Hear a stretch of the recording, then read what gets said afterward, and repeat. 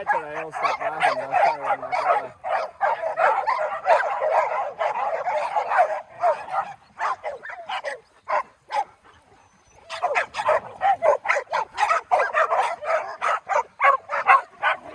G'day guys, so we're going to talk about the lure today, and initially we're going to go back to basics and explain what it does and set up.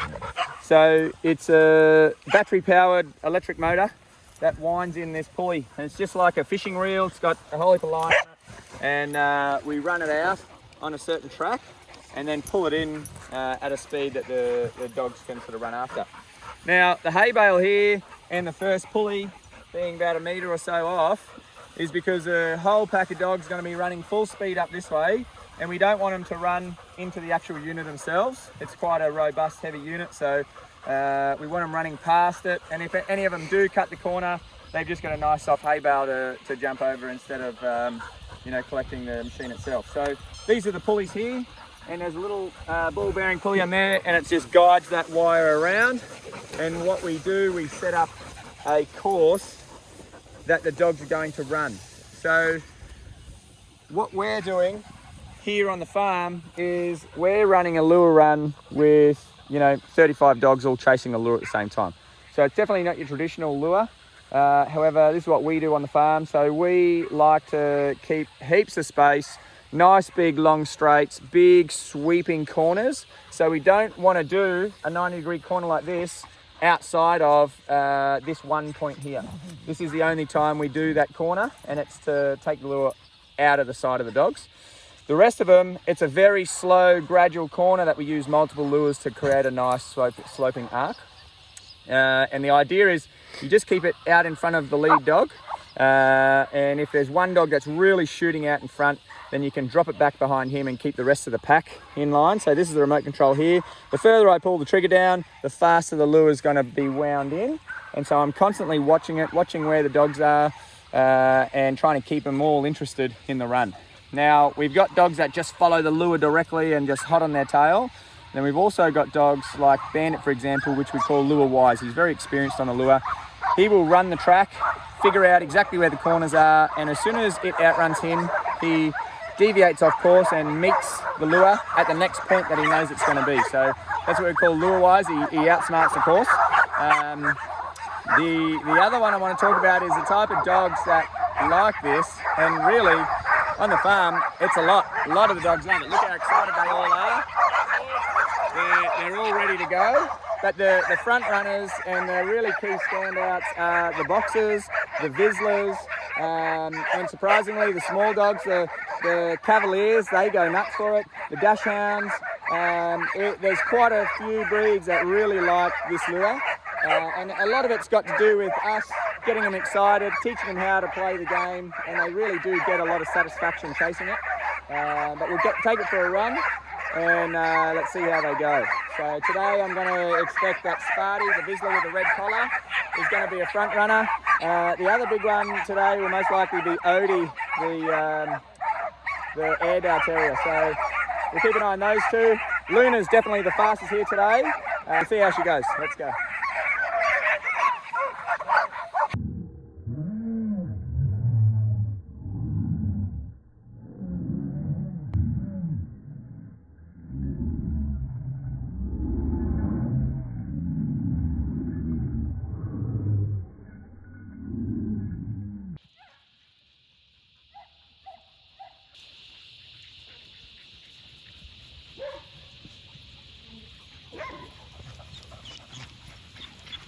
Good boy, Sparty!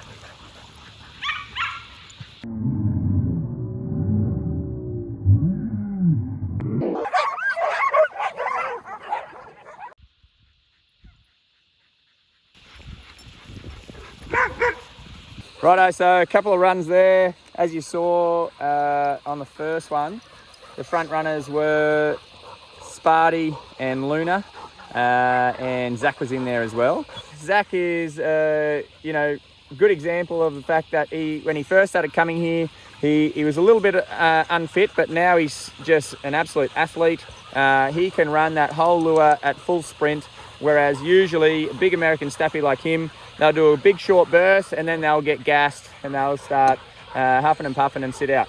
But these days, he will run every run as hard as he can the whole run, and he's very, very impressive. That last run, he was actually the only dog that followed the full track of the lure. A lot of dogs, as you started to see, they start to cut the corners once it starts to get away from them. They know it's going to turn left, so they start turning left a little bit earlier.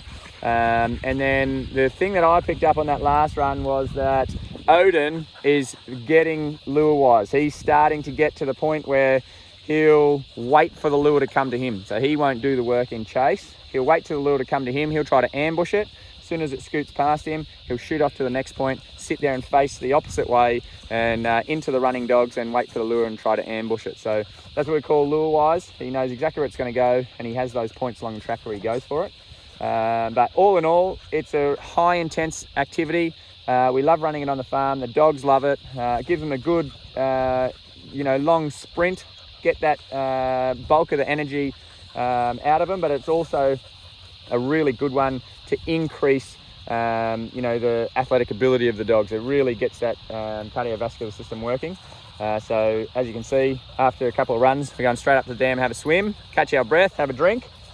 Cool. So as you saw on the run with Luna, she's clearly the fastest dog out there, and so the way that I have to run it for her or for the group is that she runs onto it and leaves the rest of the pack behind. So as she goes to go for it, I stop the lure or let it slow right down, so she overshoots, and then that allows the rest of the pack to catch up and to re-engage on that lure. Otherwise she'll just run away from it and she'll be leagues in front of the other guys, the other dogs. So she gets the first half of the track on her, and then as it comes around and I try to keep the rest of the pack interested, I try to let her overshoot and then the rest of the pack catch up, and that's just all part of running the lure in a big group.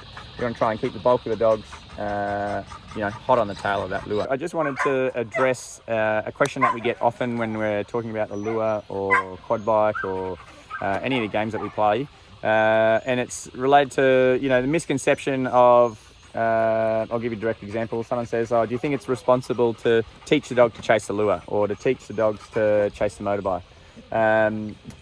The big thing here is, taking into account how intelligent these dogs are.